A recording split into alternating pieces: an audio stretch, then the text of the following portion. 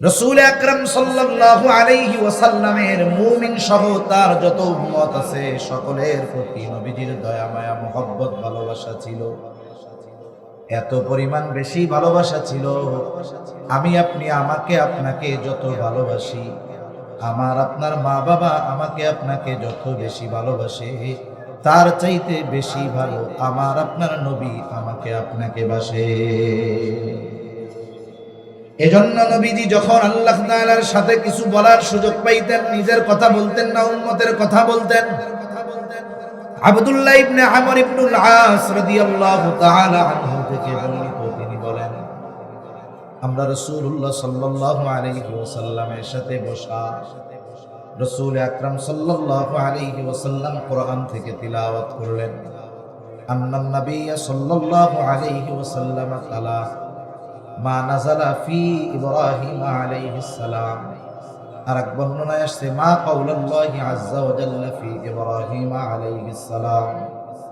আল্লাহ তাআলা ইব্রাহিম আলাইহিস সালামের ব্যাপারে যা নাজিল করেছেন, রাসূলুল্লাহ সাল্লাল্লাহু আলাইহি ওয়াসাল্লাম কোরআন থেকে ওইগুলো তিলাওয়াত করলেন। কি নাজিল করেছেন আল্লাহ ইব্রাহিম আলাইহিস সালামের ব্যাপারে? পবিত্র কোরআনুল কারীমের 13তম পারা সূরা ইব্রাহিম। ইব্রাহিম আলাইহিস সালাম তার গুনাহগার উম্মতের জন্য আল্লাহ তাআলার কাছে ক্ষমা চেয়ে দোয়া করতেছে। সেই দোয়াটা আল্লাহ তাআলা জানায় দিয়ে বলেন, ইব্রাহিম আলাইহিস সালাম বলে, রব্বি ইন্নাহুন্না আযলালনা কাসীরাম মিনান নাস ফামান তাবিআনি ফাইন্নাহু মিন্নি ওয়া মান আসানি ফাইন্নাকা গফুরুর রহিম। ইব্রাহিম আলাইহিস সালাম বলে, রব, এই প্রতিমাগুলো, এই মূর্তিগুলো অধিকাংশ মানুষকে পথচ্যুত করে ফেলেছে, পথভ্রষ্ট করে ফেলেছে। ফামান তাবিআনি ফাইন্নাহু মিন্নি, তবে এদের মধ্য থেকে যারা আমার আনুগত্য করেছে, আমার কথা মেনে নিয়েছে, তারা তো আমার দলভুক্ত। ওয়া মান আসানি, সবাই তো আর মূর্তি পূজা বাদ দেয় নাই। যদিও মূর্তি পূজা বাদ না দিক, তবুও তো ইব্রাহিম আলাইহিস সালামের উম্মত। মনে রাখবেন, নবীজির নবুয়তির পর থেকে নিয়ে কিয়ামত পর্যন্ত যত মানুষ আসবে, মুমিন হোক আর কাফের হোক, সকলেই আমার আপনার নবীর উম্মত। আল্লাহ সুবহানাহু ওয়া তাআলা আমাদেরকে এ দুনিয়াতে অজস্র অগণিত নিয়ামত দান করেছেন। আল্লাহ প্রদত্ত নিয়ামত এর সংখ্যা দুনিয়ার কোনো মানুষ হিসাব করতে পারবে? আল্লাহ তাআলা কোরআনুল কারীমের মধ্যে বলেন, ওয়া ইন তাউদ্দু নি'মাতাল্লাহি লা তুহসুহা, তোমরা যদি আল্লাহর নিয়ামত সমূহ গণনা করো, হিসাব করতে পারবা? আল্লাহ তাআলা অগণিত নিয়ামত দিয়েছেন বিধায় আল্লাহ প্রদত্ত নিয়ামত গুলো কম দামি, বিষয়টাও আবার এরকম না। যেমন ঢাকায় দেখেছি, যখন টমেটো বাজারে অ্যাভেলেবেল পাওয়া যায় না, 1 কেজি টমেটো 300 টাকাও দাম হয়। আবার ওই টমেটো যখন সিজন হয়, যখন ফলন হয়, 1 মণও 300 টাকার কমে পাওয়া যায়। তাহলে একই জিনিস যখন বাজারে বেশি তখন দাম কম, যখন বাজারে কম তখন দাম বেশি। আল্লাহ তাআলার নিয়ামত অগণিত বিধায় কম দামি, বিষয়টা কি এমন? আল্লাহ সুবহানাহু ওয়া তাআলা আমাদেরকে দয়া করে মায়া করে এমন দামি দামি নিয়ামত বিনা চাওয়ায়, বিনা টাকায়, বিনা দরখাস্তে দান করেছেন। ওই নিয়ামতগুলো যদি শুধু আমাদের কেনা লাগতো, তাহলে আমাদের জন্য বেঁচে থাকাটা কঠিন হয়ে যেত। আপনারা কি কথা শুনতেছেন, বুঝতেছেন, সজাগ আছেন তো? এটা তাকবীর দেন তো, নারায়ে তাকবীর, নারায়ে তাকবীর। সাতক্ষীরার মানুষ, ইমাম দীপ্ত আওয়াজ তাদের বেশি। এজন্য আমি আপনাদের যদি কোনো কথা জিজ্ঞাসা করি, আপনাদের থেকে একটু ফিডব্যাক চাই, প্রতি উত্তর চাই। এই যে যেমন আল্লাহু আকবার আওয়াজ করে বললেন, চেষ্টা করা যাবে না ওই আওয়াজে একটু প্রতি উত্তর দেওয়া? তাহলে আপনারা একটু প্রতি উত্তর দিলে আমি একটু শক্তি পাবো। কারণ আমি দীর্ঘ পথ জার্নি করে এসে গাড়ি থেকে নামি নেই, সরাসরি এইখানে আসছি। আপনারা যদি একটু সতেজ থাকেন, আপনারা যদি একটু আওয়াজ দেন, তাহলে আল্লাহ তাআলা আশা করা যায় আমি যেই দুর্বলতা অনুভব করতেছি আপনাদের কল্যাণে আল্লাহ তাআলা হয়তো ওটাকে দূর করে দিবে। অনেক সময় দেখেন না, তরুণদের তারুণ্য দেখে অনেক বুড়া ও জুয়ানের মতো হয়ে যায়, ঠিক কিনা বলেন? আমাদের সমাজে দুই ক্ষেত্রেই এমনটা আছে। যেই বৃদ্ধ ইমানদার, সে যখন দেখে আল্লাহর বিরুদ্ধে, রাসূলের বিরুদ্ধে ইসলাম বিদ্বেষীরা অপপ্রচার করতেছে, কুৎসা রটনা করতেছে, যখন এই উম্মতেরা, আল্লাহর বান্দারা, নবীন তরুণ যুবকেরা যখন ওই ইসলাম বিদ্বেষীদের বিরুদ্ধে তাকবীরের আওয়াজ তোলে, আমরা দেখি অনেক বুড়াও তখন ইমানি পাওয়ারের যুবকের মতো হয়ে যায়, ঠিক কিনা বলে? এটা ভালো কাজের সময়ও হয়, আবার গোনার সময়ও দেখছি। ওরে বাবা, 80 বছরের বুড়া 15 বছরের যুবতীর সাথে কি ড্যান্স মারে, যুবকও ফেল হয়ে যায়, ঠিক কিনা বলেন? ওই ক্ষেত্রে উনি যে বৃদ্ধ, তার তারুণ্যগিরি দেখাচ্ছে, এটা তার জাহান্নামে যাওয়ার কারণ হবে। আর দ্বীনের ক্ষেত্রে বৃদ্ধ যখন তার বার্ধক্যকে পেছনে ফেলে সে তারুণ্যের মতো, যুবকদের মতো অগ্রসর হতে চায়, আশা করা যায় এটা তার জান্নাতে যাওয়ার কারণ হবে, ঠিক কিনা বলেন? এখানে একটু বলার আওয়াজ ব্যয় করলে কোনো লস নাই, এজন্য আপনারা একটু জবাব দিবেন। আল্লাহ সুবহানাহু ওয়া তাআলা আমাদেরকে এমন এমন দামি নিয়ামত বিনা টাকায়, বিনা চাওয়ায় দিয়েছেন, যেগুলো যদি না থাকতো তাহলে এ দুনিয়াতে বেঁচে থাকা আমাদের জন্য কঠিন হয়ে দাঁড়াতো। একটা মানুষ অনেকদিন পর্যন্ত ভাত না খেয়ে, খাবার না খেয়ে আল্লাহ তাআলা হায়াত রাখলে বেঁচে থাকতে পারে। আপনারা অনেকে হয়তো জেনে থাকবেন, সৌদি আরবের এক প্রিন্স অ্যাক্সিডেন্ট করেছে, জটিল দুর্ঘটনা। ওই দুর্ঘটনা থেকে নিয়ে সে 17 বছর লাইফ সাপোর্টে আছে, কোমায় আছে। কোমায় আছে মানে একটু মরতে বাকি, তার কোনো সেন্স নাই, তার কোনো অনুভূতি নাই, না সে কথা বলতে পারে, না দেখতে পারে, না ধরতে পারে, একবারে মৃতর মতো শুয়ে আছে, কিন্তু মরে নাই, শুধু শ্বাস প্রশ্বাসটা যাইতে বাকি আছে। এভাবে তার অতিবাহিত হয়ে গেছে 17 বছর। এর মধ্যে সে ভাতও খায় নাই, পানীয় পান করে নাই, কিচ্ছু খায় নাই, শুধু নাকের মধ্য দিয়ে একটা নল তার পাকস্থলীতে পৌঁছিয়ে দেওয়া হয়েছে খাদ্যনালীর সাথে সংযোগ করে। ওখানে কিছু পানীয়, তরল জাতীয়, স্লাইন জাতীয় জিনিস পৌঁছায় দেওয়া হয়। এইভাবেই আল্লাহ সুবহানাহু ওয়া তাআলা তাকে 17 বছর বাঁচায় রাখছেন। তার মানে খাবার না খেলেও হায়াত যদি থাকে, বাঁচিয়ে রাখেন কে? আল্লাহ সুবহানাহু ওয়া তাআলা এ দুনিয়াতে মানুষের বেঁচে থাকার জন্য কম্পালসারি কিছু বিষয় আল্লাহ তাআলা নির্ধারিত করেছেন। এর মধ্যে অন্যতম একটি বিষয় হলো অক্সিজেন। খাবারবিহীন মানুষ 2, 4, 5 দিন, 6 দিন পানি পান করে বেঁচে থাকতে পারে। আপনাদের সাতক্ষীরায় কি 2 একজন আছে নাকি হুজুর, ওনার বাঁচতে অক্সিজেনও লাগে না? আছে নাকি 2 একজন? সারা দুনিয়ায় 2 একজন আছে। অক্সিজেন বিহীন চিকিৎসা বিজ্ঞান বলে একটা মানুষ এ দুনিয়াতে বেঁচে থাকতে পারবে 5 মিনিট। কয় মিনিট? জোরে বলেন না, কয় মিনিট? 5 মিনিট। অথচ এই বস্তুটা যদি আমি 5 মিনিট আমার থেকে আলাদা হয়ে যায়, আমাকে আর দুনিয়ার আলো দেখা লাগবে না। কিন্তু এ কথা আমি নিশ্চিত করে বলতে পারি, আমি, আপনি, আপনারা কেউ কখনো রাতের বেলায় বিছানায় শুয়ে এই চিন্তা কখনো করি নাই যে হায় রে, এখন তো অক্সিজেন আছে, সকালে যদি না থাকে, অক্সিজেন যদি সকালে না পাই, এই চিন্তা আমি আপনি কখনো করি নাই। কেন করি নাই?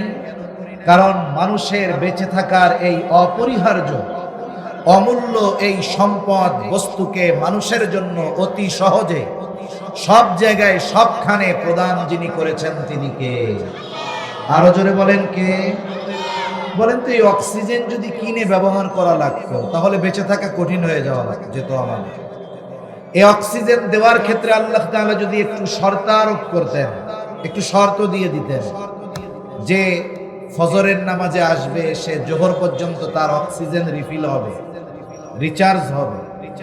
জোহরে আসলে আসর পর্যন্ত হবে, আসরে আসলে মাগরিব পর্যন্ত হবে, মাগরিব পর্যন্ত আসলে এশা পর্যন্ত হবে, এশায় আসলে ফজর পর্যন্ত অক্সিজেন রিফিল করা হবে। তাহলে এদেশে মসজিদের চাইতে মুয়াজ্জিনের সংখ্যা বেশি হয়ে যায়। একটা মসজিদও খালি থাকতো না, বেনামাজি একটাও থাকতো না।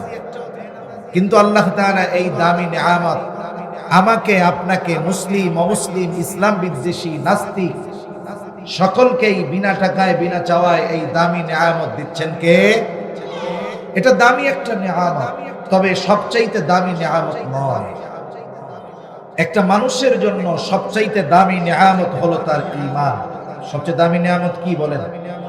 আরো জোরে বলেন। সবচাইতে দামি নিয়ামত হলো ঈমান। কেন? আমি আর ওইদিকে যাব না, তাহলে আমার আলোচনার বিষয়টা অন্যদিকে চলে যাবে।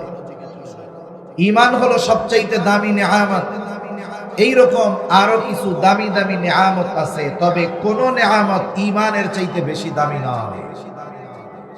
দামি দামি নিয়ামত গুলোর মধ্যে অন্যতম দামি এক নিয়ামত হলো আল্লাহ তাআলা আমাদেরকে আখিরি জামানার পয়গম্বর মুহাম্মদুর রাসূলুল্লাহ সাল্লাল্লাহু আলাইহি ওয়াসাল্লামের উম্মত বানিয়েছেন। আমরা যে নবীজির উম্মত হতে পেরেছি, আমরা খুশি না বেজার?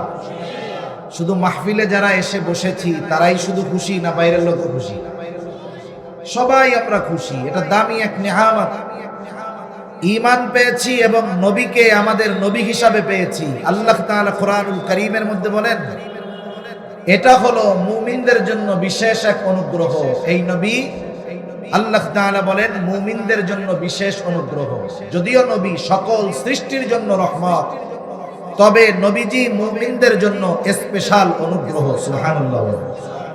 আল্লাহ তাআলা কোরআনুল কারীমের মধ্যে বলেন, লাকাদ মান্নাল্লাহু আলাল মুমিনিনা ইয বা'আসা ফীহিম রাসূলাম মিন আনফুসিহিম। আল্লাহ রাব্বুল আলামিন বলেন, মুমিনদের উপর আল্লাহ তাআলার বিশেষ অনুগ্রহ। ইয বা'আসা ফীহিম রাসূলাম মিন আনফুসিহিম, যে তিনি তাদের মধ্য থেকে তাদের জন্য একজন রাসূল প্রেরণ করেছেন। মুমিনদের মধ্য থেকে আল্লাহ তাআলা মুমিনদের জন্য একজনকে নবী বানিয়েছেন, রাসূল বানিয়েছেন। এটা মুমিনদের জন্য আল্লাহ রাব্বুল আলামিনের বিশেষ অনুগ্রহ, বিশেষ এক দয়া। আমার আপনার নবী মুমিনদের জন্য যদিও বিশেষ অনুগ্রহ, তবে গোটা সৃষ্টি জগতের জন্য আমার আপনার নবী হলেন রহমত। আল্লাহ তাআলা কোরআনুল কারীমের মধ্যে বলেন, ওয়ামা আরসালনাকা ইল্লা রাহমাতাল লিল আলামিন। আল্লাহ রাব্বুল আলামিন বলেন, আমি আপনাকে সৃষ্টি জগতের জন্য তথা জগৎ সমূহের জন্য রহমত হিসাবে প্রেরণ করেছি। নবীজি হলেন রাহমাতুল লিল আলামিন। পবিত্র কোরআনুল কারীমের সর্বাধিক পাঠিত এবং সর্বপ্রথম সূরার নাম হলো সূরা ফাতিহা। সূরা ফাতিহা এমন একটি সূরা, যেই সূরাটা প্রতি রাকাত নামাজের মধ্যে লাগে। হানাফি মাযহাবের আমরা যারা অনুসরণ করি, আমরা বলি ইমামের কেরাত, মুসল্লির কেরাত।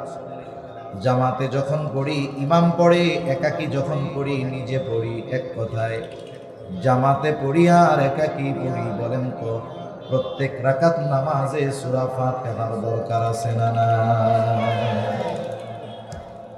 সূরা ফাতিহার শুরুতেই আমরা বলি আলহামদুলিল্লাহি রাব্বিল আলামিন। সূরা ফাতিহার মধ্যে আমরা বলি সকল প্রশংসা আল্লাহর জন্য। কে আল্লাহ? বলে রব্বুল আলামিন। আল্লাহ হলেন জগৎ সমূহের রব, প্রতিপালক।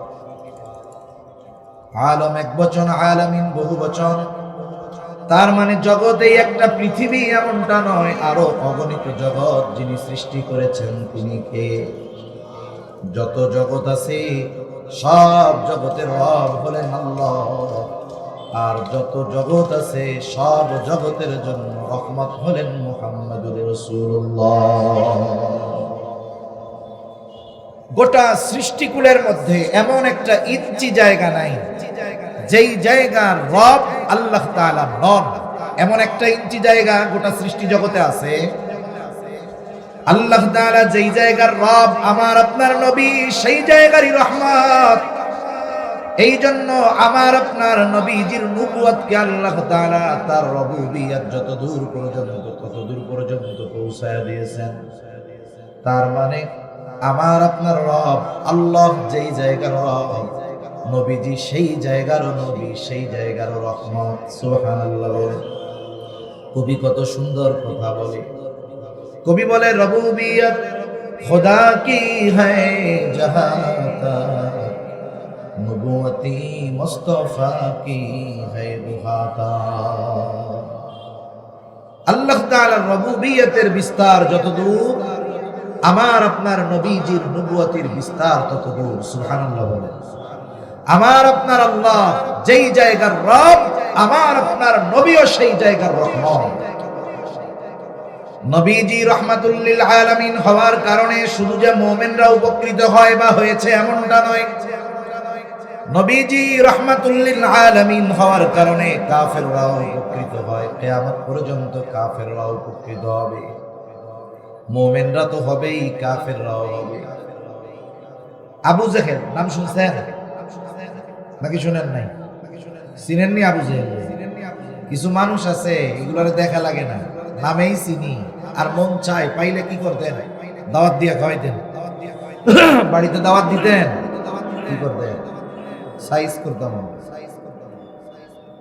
আবু জেহেল একদিন নবীজির সামনে এসে নবীজিকে শোনায় শোনায় আল্লাহ তাআলার কাছে বলতেছে, দোয়া করতেছে। নবীজিকে শুনিয়ে আল্লাহ তাআলার কাছে দোয়া করে বলে, আল্লাহ আপনি যদি সত্য এই কোরআন নাজিল করে থাকেন, তাইলে আমাদের উপরে পাথর বর্ষণ করেন অথবা যন্ত্রণাদায়ক শাস্তি দেন। আবু জেহেল আল্লাহ তাআলার কাছে দোয়া করে, ওইটা তো কাফের, কেন করে? আবু জেহেল যদিও কাফের মুশরিক, তবে আল্লাহ তাআলাকে, আল্লাহর অস্তিত্বে তারা বিশ্বাসী ছিল। এ কথা আমার নয়, বরং আল্লাহ তাআলা এই কোরআনুল কারীমের মধ্যে বলেন, ওয়ালাইন সাআলতাহুম মান খালাকাস সামাওয়াতি ওয়াল আরদ।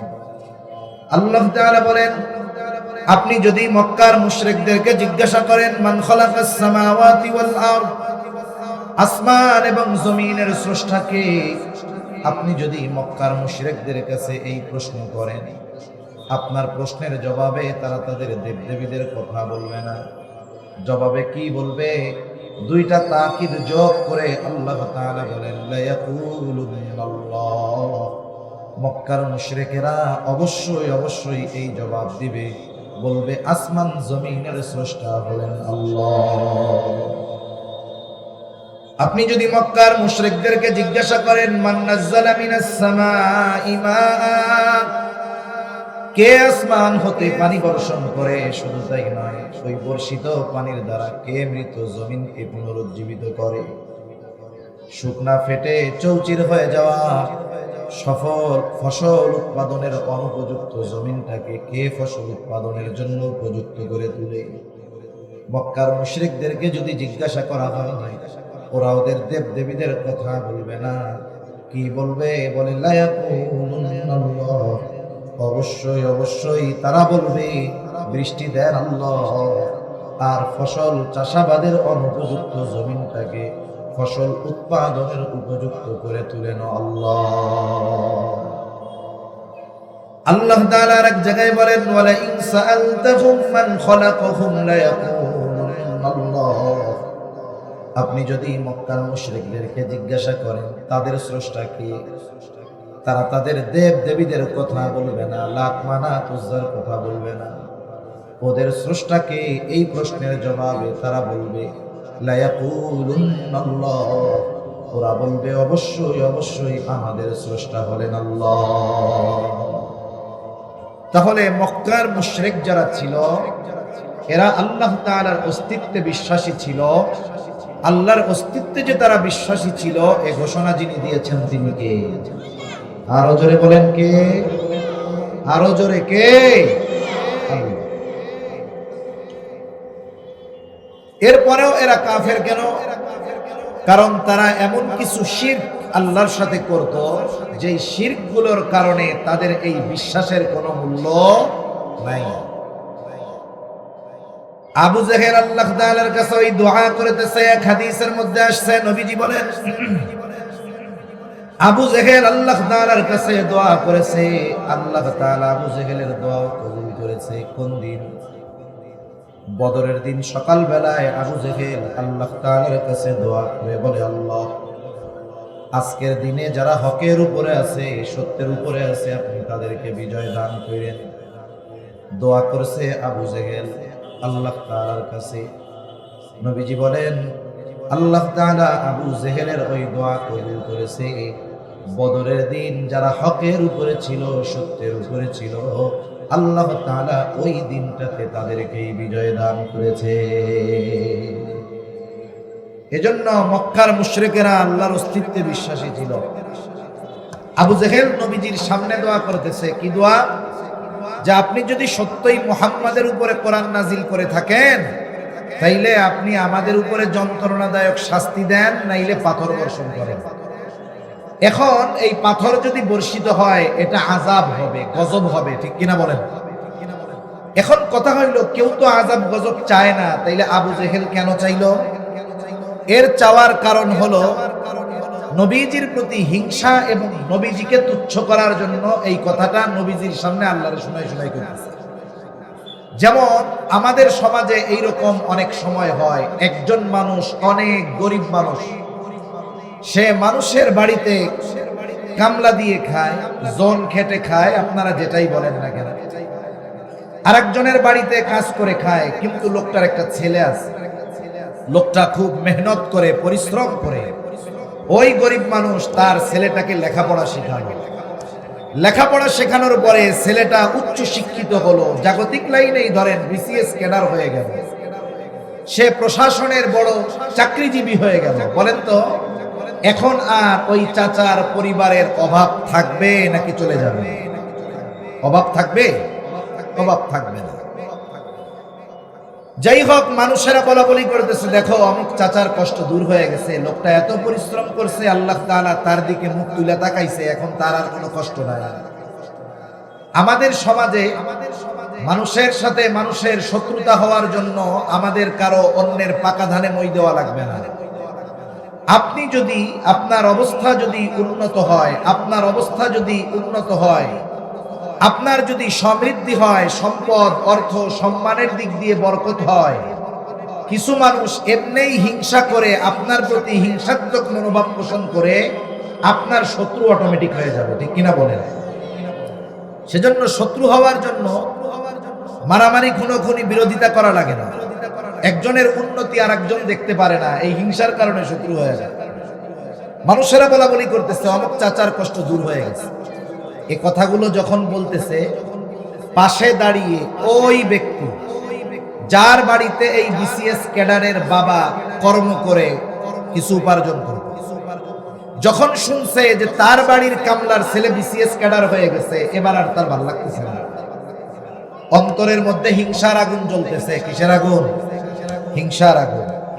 মানুষজনের মধ্যে যাইয়া জোরে কইতেছে, হায় রে, কারবুলা বিসিএস ক্যাডার হয়েছে বলে, অমুকের বুলা। ওই ওরে আল্লাহ, 2 দিন আগে ওর বাপ আমার বাড়িতে কামলা দিয়া খাইছে রে, কি খবর শুনলাম, অমুকের বুলা বিসিএস ক্যাডার হয়েছে। ও আল্লাহ, এই খবর শোনার আগে আমি মরলাম না কে? এইরকম বলা বুজুর্গ তো সাতক্ষীরাতে আলহামদুলিল্লাহ নাই। জোরে বলেন, আছে? বলে না যে এই খবর শোনার আগে আমি মরলাম না কেন? ও আল্লাহ, তুমি কি শোনাইলা আমার? ওই টাইমে যদি আজরাইল আইসা বলে, ভাই তোমার এত মরতে মন চায়, তাইলে আমার সাথে চল, কি বলবে? আরে সত্য সত্য মরতে চাইছি নাকি? এতে এমনি এমনি কইছে, ঠিক কিনা বলেন? আসলে আবু জেহেল চায় না তার উপরে পাথর বর্ষণ হোক অথবা যন্ত্রণাদায়ক শাস্তি আসুক, কিন্তু এরপরেও নবীজিকে শুনিয়ে শুনিয়ে এমন কথা বলার কারণ হলো নবীকে তুচ্ছ করে, ছোট করতে চায়, আর কেমন যেন আল্লাহকে বলতে চায়, আল্লাহ, আমি হলাম কুরাইশদের নেতা, সর্দার, আমার অধীনে কত মানুষ, আমি কত মানুষের নেতা, আমার সম্পদের অভাব নাই, যোগ্যতার অভাব নাই। আয় আল্লাহ, আমার মতো ব্যক্তিত্ব থাকতে আপনি কেন মুহাম্মাদের উপরে কোরআন নাজিল করলেন? মূলত এইটা আবু জেহেলের সহ্য হয় না, আর নবীকে বলতে চায়, ও মুহাম্মদ, কোরআন যদি আল্লাহ তাআলা তোমার উপরে অবতীর্ণ করেই থাকে, আসলে তুমি কোরআন নাজিলের উপযুক্ত নও। নাউজুবিল্লাহ বলেন। এই কথা বলার দ্বারা মূলত নবীজিকে কষ্ট দেওয়া উদ্দেশ্য। এখন আবু জেহেল যেই দোয়া আল্লাহ তাআলার কাছে করেছে, নবীজিকে টিটকারি করে আবু জেহেল যেই কথাগুলো বলেছে, বলেন তো আরশে আজিমের মালিক আল্লাহ তাআলা কথাগুলো শুনেছেন কি শুনেন নাই? নবীজির জবাব দেওয়া লাগে নাই, নবীজিকে এই কথা বলার জবাব আল্লাহ তাআলা নিজেই দিয়ে দিয়েছেন। আল্লাহ তাআলা আমার আপনার নবীজিকে কেমন যেন বলেন, হাবিব, ওরা যেটা চায় আমি সেটা ওদেরকে দিতাম, আমি ওদেরকে পাথর বর্ষণ করে শেষ করে দিতাম, যন্ত্রণাদায়ক শাস্তি আমি ওদেরকে দিতাম। কেন দেই না হাবিব? শুনে নেন, না দেওয়ার কারণ হলো আপনি। কেন? আল্লাহ তাআলা বলেন, ওয়ামা কানাল্লাহু লিয়ুআযযিবাহুম ওয়া আনতা ফীহিম।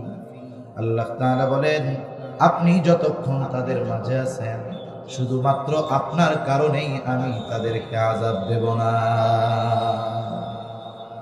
কেন? কারণ আপনি হলেন রাহমাতুল লিল আলামিন।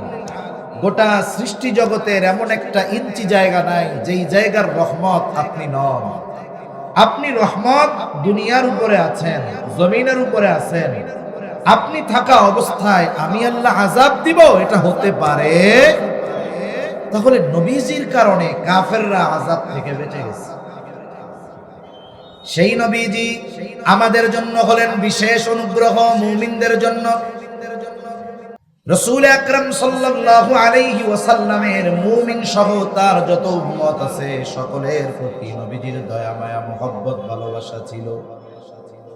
এত পরিমাণ বেশি ভালোবাসা ছিল, আমি আপনি আমাকে আপনাকে যত ভালোবাসি, আমার আপনার মা বাবা আমাকে আপনাকে যত বেশি ভালোবাসে, তার চাইতে বেশি ভালো আমার আপনার নবী আমাকে আপনাকে বাসে। এজন্য নবীজি যখন আল্লাহ তাআলার সাথে কিছু বলার সুযোগ পাইতেন, নিজের কথা বলতেন না, উম্মতের কথা বলতেন। আব্দুল্লাহ ইবনে আমর ইবনুল আস রাদিয়াল্লাহু তাআলা আনহু থেকে বর্ণিত, তিনি বলেন, আমরা রাসূলুল্লাহ সাল্লাল্লাহু আলাইহি ওয়াসাল্লামের সাথে বসা, রাসূল আকরাম সাল্লাল্লাহু আলাইহি ওয়াসাল্লাম কোরআন থেকে তিলাওয়াত করলেন। আন্নান নবী সাল্লাল্লাহু আলাইহি ওয়াসাল্লাম তালা মা নাযালা ফি ইব্রাহিম আলাইহিস সালাম।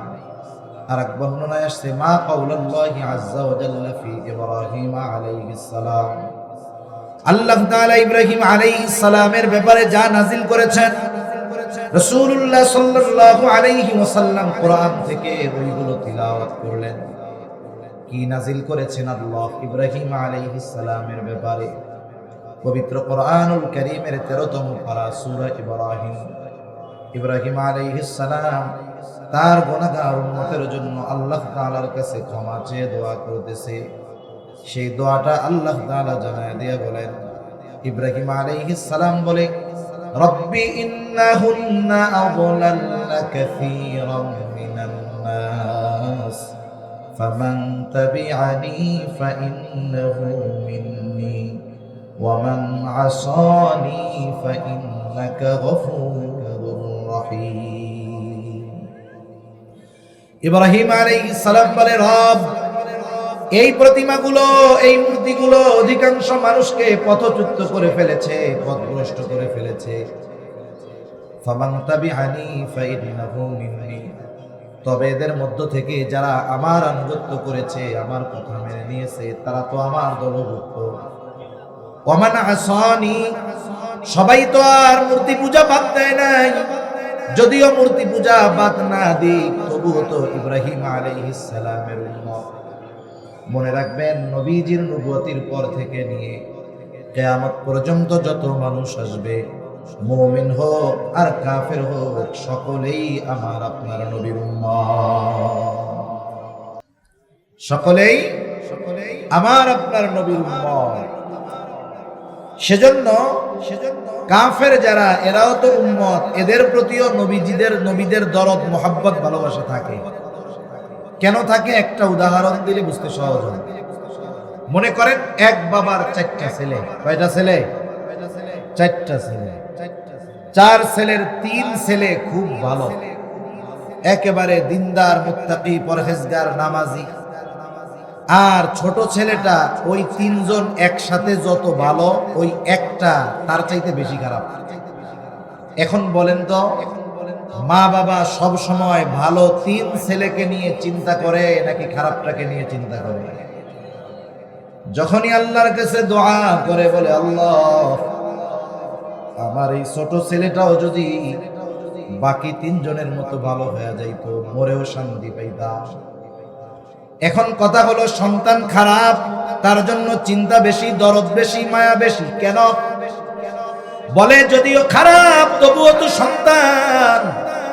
এখন নবীরা যারা ছিলেন, উম্মত যদি গুনাহগার হইতো, তাদের প্রতি নবীদের মায়া, মহব্বত, ভালোবাসা ছিল। বলে কেন?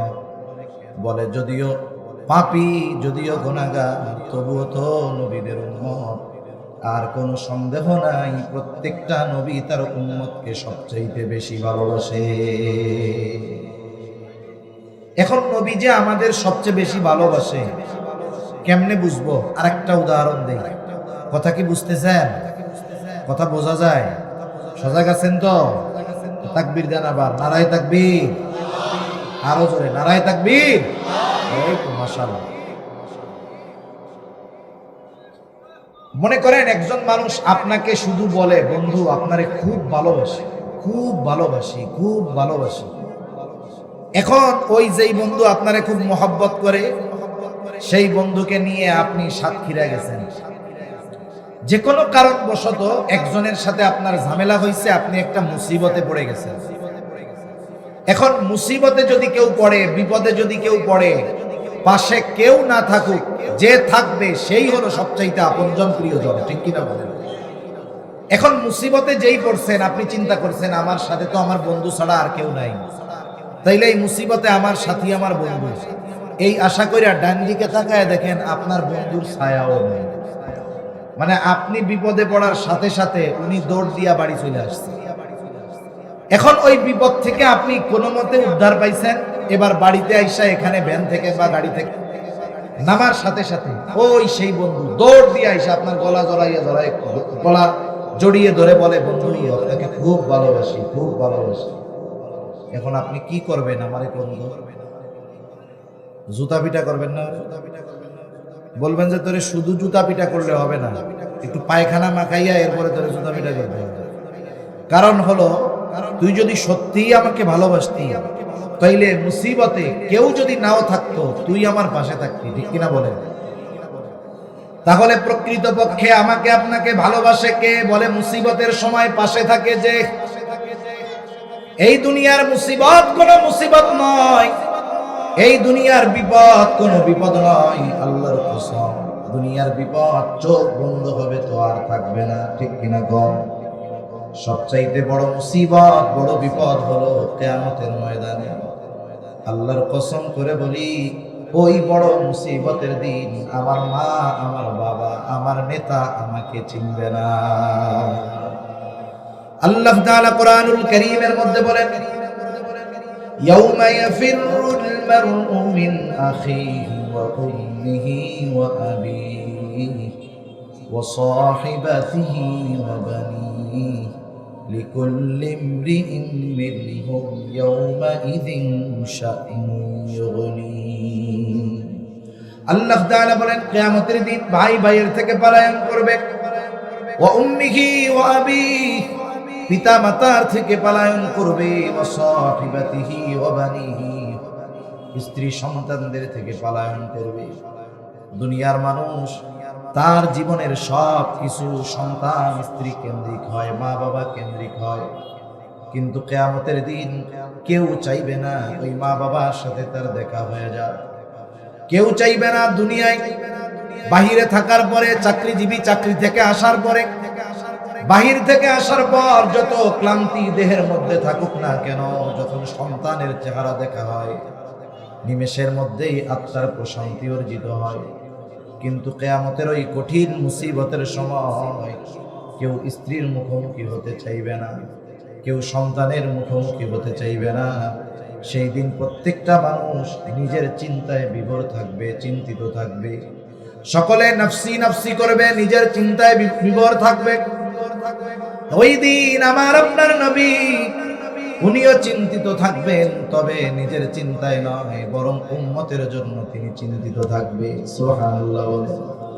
যেই দিন আমার আপনার মা আমাকে আপনাকে চিনবে না, আমার আপনার স্ত্রী সন্তান আমাকে আপনাকে চিনবে না।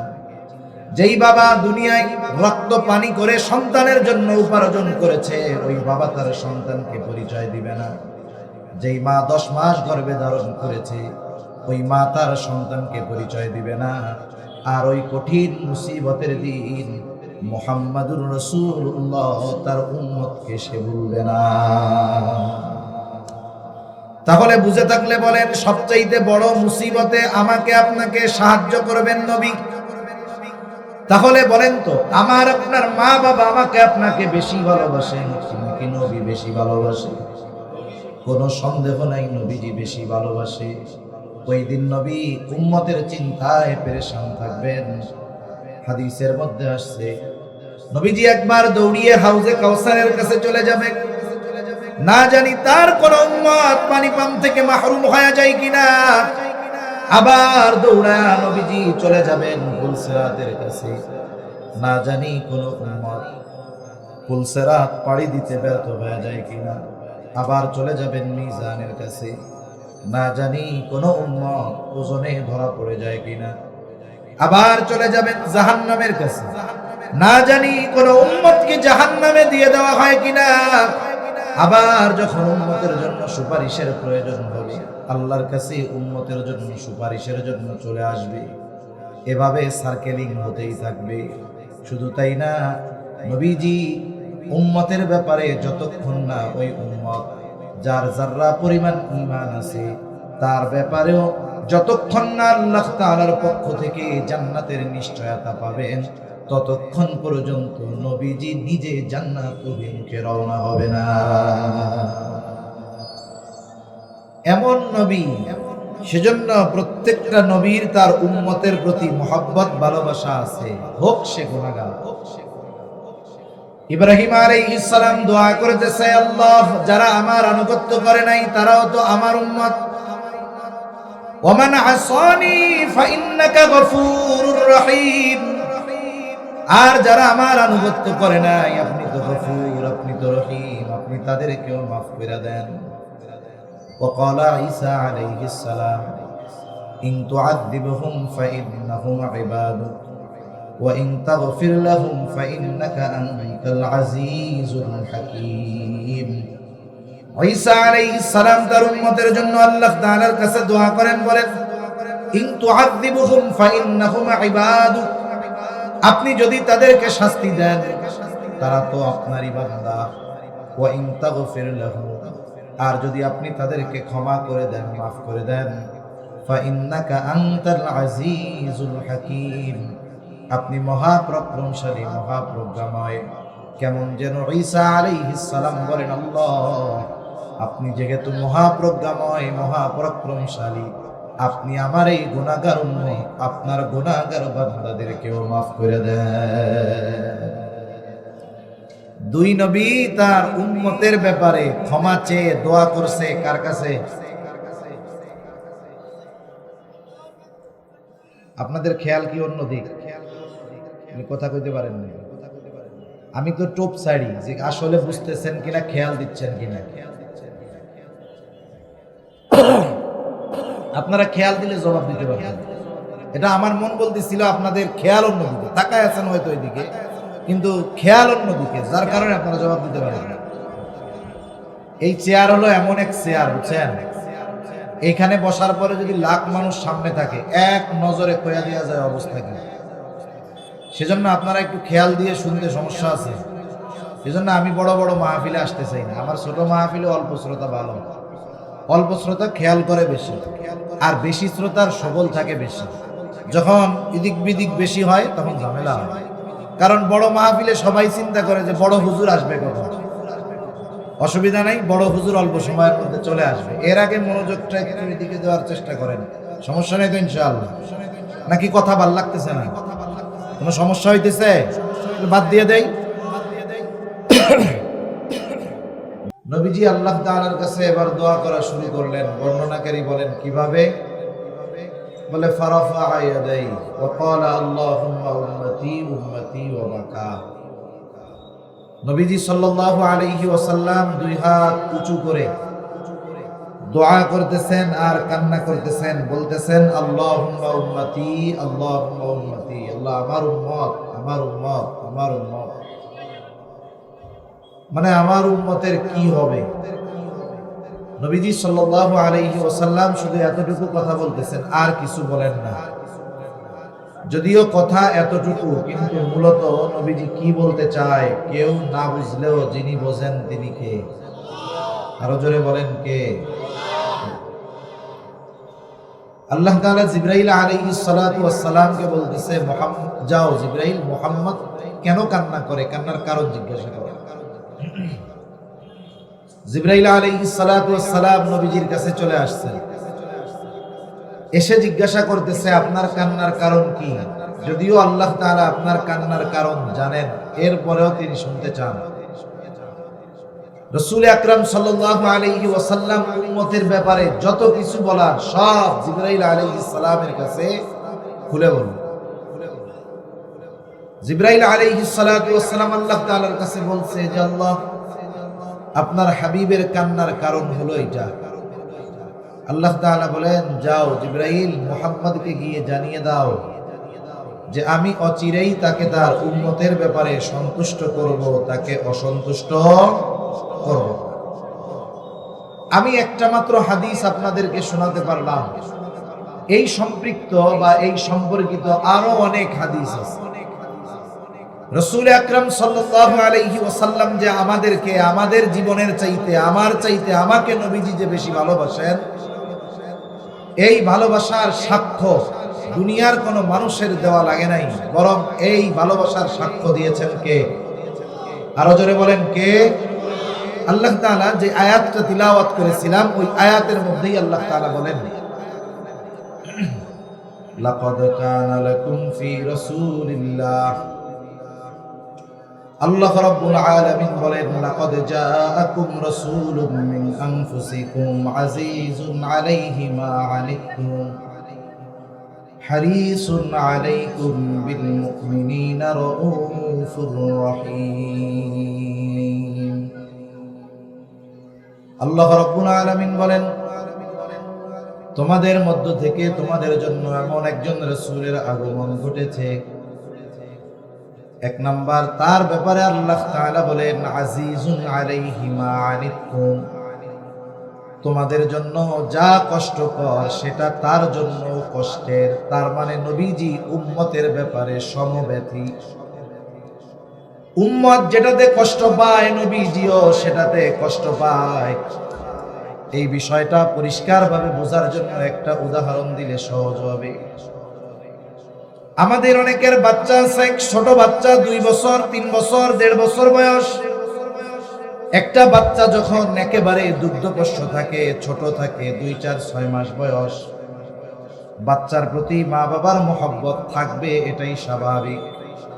কিন্তু যখন ওই বাচ্চাটার 1.5 বছর 2 বছর বয়স হয়, ওই 6 মাসের শিশুর চাইতে 2-2.5 বছরে যখন সে পদার্পণ করে, ওই বাচ্চার ব্যাপারে মা বাবার মহব্বত তার প্রতি আরো বেশি হয় না কম হয়? কেন? তখন সে আব্বু ডাকা শিখে যায়। এক কথা বলার আগে 10 বার বাপরে ডাকে, ঠিক কিনা বলেন? এইরকম 2 বছরের কোন বাচ্চা যদি গভীর রাত্রে জ্বরাক্রান্ত হয়, এত জ্বর গায়ে, মনে হচ্ছে গাটা আগুনে পুড়ে যাচ্ছে, চোখ দুটো কেমন যেন জ্বরে ছলছল করতেছে অসুস্থতায়, এতটা জ্বর, জ্বরের তীব্রতায় বাচ্চার মুখ দিয়ে কষ্টের আওয়াজ, আহ আহ শব্দটা বের হচ্ছে। গভীর রাত, বাচ্চাকে ডাক্তারের কাছে নিয়ে যাওয়ারও কোনো উপায় নাই। তা খাটে শুয়ে আছে ছোট বাচ্চা অসুস্থ, আর পাশে বসা তার মা বাবা। বাচ্চার ওই কষ্ট দেখতেছে মা বাবা। বলেন তো ওই অবস্থায় ওই অসুস্থ বাচ্চার অসুস্থতার কারণে যেমন কষ্ট হয়, পাশে বসে থাকা তার মা বাবার ওই বাচ্চার চাইতে কি কম কষ্ট হয় নাকি? কম কষ্ট হয়? বেশি কষ্ট হয়। এজন্য মা বাবা সন্তানের প্রতি এই কষ্টের কারণটা কি? কেন মা বাবা কষ্ট পায়? অন্য মা বাবা তো পায় না। কারণ মা বাবা ওই সন্তানকে মহব্বত করে, ভালোবাসে, এই জন্য। ঠিক কিনা বলে? অসুস্থ সন্তান ভালোবাসার কারণে কষ্ট পায় কে? মা বাবা। ভালোবাসার কারণেই কষ্ট পায়। এজন্য উম্মত যদি কষ্ট পায়, নবীজিও কষ্ট পায় ভালোবাসার কারণে। সুবহানাল্লাহ। যাই হোক, আজকে কিছু কথা বলা হলো। এতটুকুর দ্বারা কমপক্ষে এতটুকু আমরা বুঝতে পেরেছি যে নবীজি আমাদেরকে, আমরা আমার ব্যাপারে যত চিন্তিত, আমরা আমাদের ব্যাপারে যতটা চিন্তিত, তার চাইতে আমার আপনার ব্যাপারে নবীজি বেশি চিন্তিত। ঠিক কিনা বলেন? নবীজির মোহাব্বত, আমি আমাকে যতটা ভালোবাসি, তার চাইতে বেশি নবীজি আমাকে আপনাকে ভালোবাসেন, তার উম্মতকে ভালোবাসেন। এজন্য প্রত্যেকটা মুমিনের উচিত নবীজির এই ভালোবাসার যথাযথ কদর করা। ঠিক কিনা? আর নবীজির কদর কেমনে করব? ভালোবাসার অবশ্যই নবীর সুন্নাতকে, নবীর আদর্শকে আমার আপনার জীবনের সাথে মিলিয়ে আমলে পরিণত করে নবীজিকে ভালোবাসার প্রমাণ আমাদেরকেও দিতে হবে। যুক্তি বলে যে আপনাকে ভালোবাসে, আপনি তাকে ভালোবাসবেন। নবীজি যেহেতু আমাকে আপনাকে সর্বোচ্চ ভালোবাসে, অন্যান্য বিষয়গুলো যদি এক পাশেও রাখেন, স্বাভাবিক সেন্স বলে আমাকে আপনাকেও আমার আপনার জীবনের চাইতে নবীকে বেশি ভালোবাসার দরকার। ঠিক কিনা বলে? আল্লাহ সুবহানাহু ওয়া তাআলা উম্মতের প্রতি নবীজির যেই মহব্বত, এই মহব্বত আমাদের অনুধাবন করার তৌফিক দান করুন। সাথে সাথে নবীজির এই মহব্বতের মূল্যায়ন, কদর করার তৌফিকও আল্লাহ তাআলা আমাদের দান করেন। সকলে বলি আমিন। ওয়া আখিরু দাওয়ানা আনিল হামদুলিল্লাহি রাব্বিল আলামিন। আসসালামু আলাইকুম ওয়া রাহমাতুল্লাহি ওয়া বারাকাতুহু।